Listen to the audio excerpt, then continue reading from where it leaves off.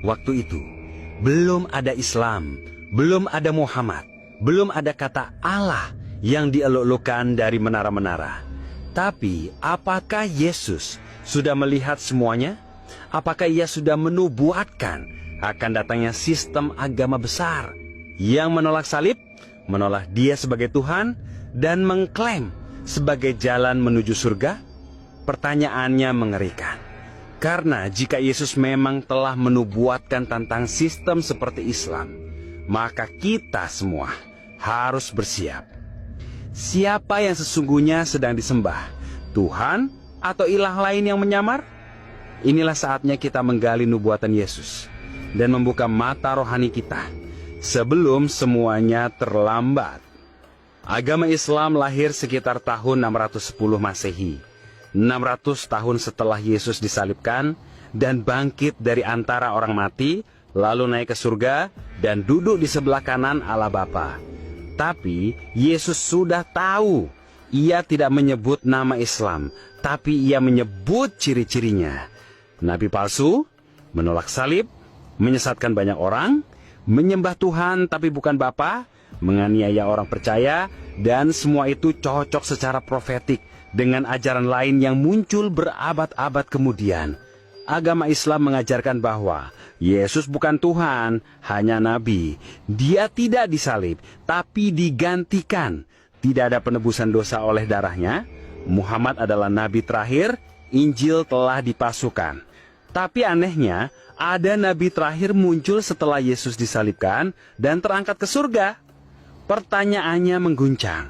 Jika Yesus adalah yang terakhir dan sempurna, jika salibnya sudah genap, jika ia sudah berkata, sudah selesai, Yohanes pasal 19 ayat 30, maka kenapa masih ada nabi terakhir? Bukankah itu menyangkal finalitas salib? Bukankah itu berkata, apa yang Yesus lakukan tidak cukup? Padahal justru di atas kayu salib, pengampunan dan keselamatan dinyatakan sempurna. Yesus berkata, Akulah Alfa dan Omega, yang awal dan yang akhir. Wahyu pasal 22 ayat 13. Apa artinya? Dialah yang pertama dan yang terakhir. Tidak ada lagi sesudahnya. Tidak ada wahyu tambahan, tidak ada nabi baru, tidak ada jalan lain.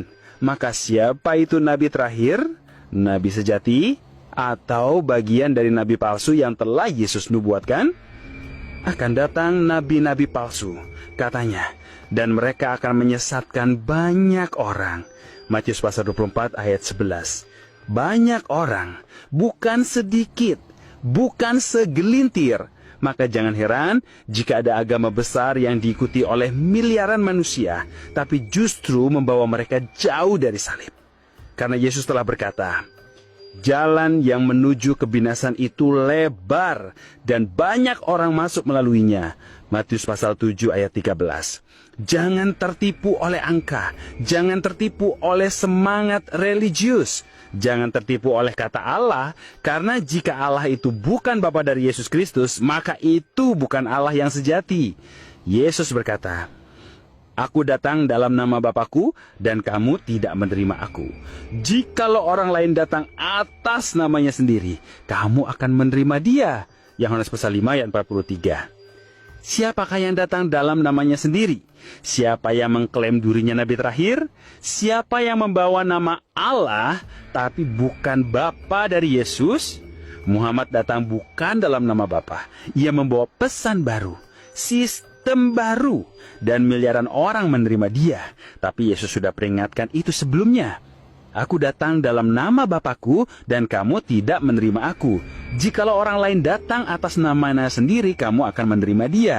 Yohanes pasal 5 ayat 43. Yesus mengasihi semua orang, termasuk orang Islam, yang tidak mempercayai Yesus adalah Tuhan, tapi kasihnya tidak kompromi.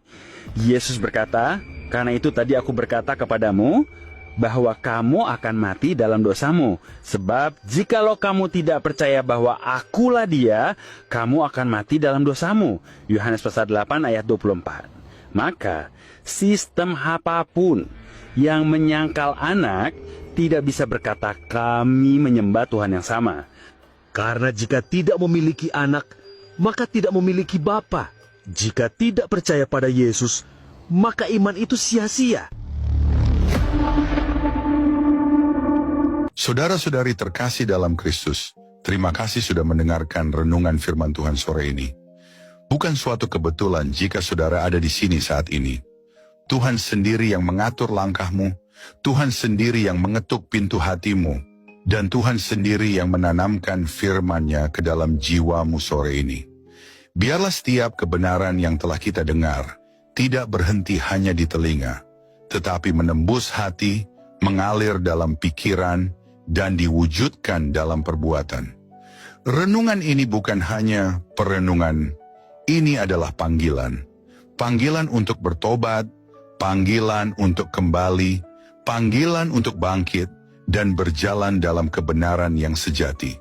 Karena kita tidak tahu berapa banyak sore lagi yang Tuhan izinkan untuk kita. Kita tidak tahu apakah esok masih milik kita. Tapi hari ini, sore ini, adalah anugerah yang tidak boleh disia-siakan. Mungkin ada banyak hal yang belum saudara mengerti. Banyak luka yang belum sembuh. Banyak doa yang belum terjawab. Tapi percayalah, Tuhan tidak pernah tutup telinga terhadap jeritan jiwa yang jujur. Dan tidak pernah tutup mata terhadap air mata yang jatuh dalam diam. Tinggallah dalam kasih-Nya. Berjalanlah dalam terang-Nya. Dan peliharalah imanmu sampai akhir. Sore ini mungkin telah berakhir, tetapi firman yang telah tertanam dalam hati kita, biarlah itu terus tumbuh, menguatkan, menyucikan, dan membentuk kita menjadi serupa dengan Kristus. Bukan hanya hari ini, tapi sampai hari di mana kita bertemu muka dengan Dia yang kita imani. Jangan lelah melakukan yang baik. Jangan menyerah meski badai belum reda. Tetaplah percaya bahwa Tuhan tidak pernah melepaskan tangan-Nya dari orang-orang yang berharap kepadanya. Sampai jumpa di renungan firman Tuhan berikutnya.